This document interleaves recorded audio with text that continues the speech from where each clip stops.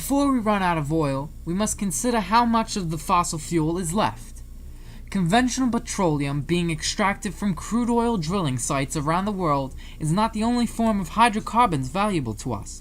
In fact, new discoveries of this non-renewable resource are currently being discovered in places like Venezuela and Canada.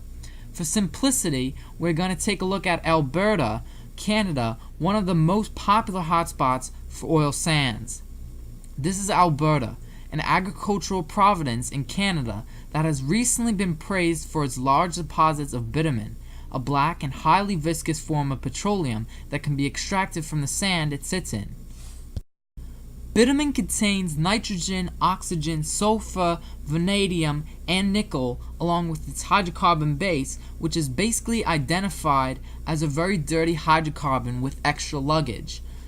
This material locked in the sands is located in the middle and northern sections of the province and must be extracted using a basic three-step process. It is estimated that Alberta has approximately 300 billion barrels of oil, which must be separated from the raw bituminous form, a mixture of roughly 90% clay and 10% bitumen. Shallow reserves making up 20% of the sands must be mined in open pits. First, bulldozers have to come in and clear the vegetation layer, destroying the habitats of many species. After this is done, the bituminous sands can be exposed through excavation.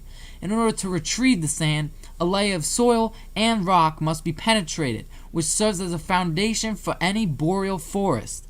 Deforestation also decreases the sand's ability to hold minerals for plant growth.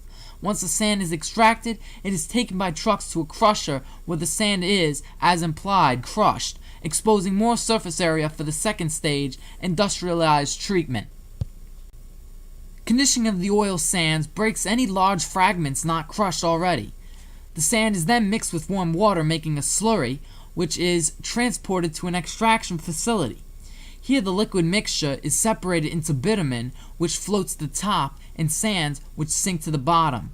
Chemicals are then added to the bitumen oil after the water is boiled off, which promotes flow to the American and Canadian consumer industries for refining material.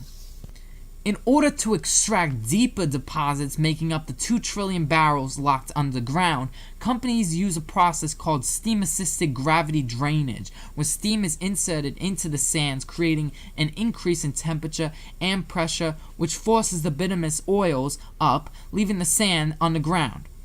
To create 1 barrel of crude oil, between 2 to 4 barrels of water must be used, along with the destruction of 4 tons of earth.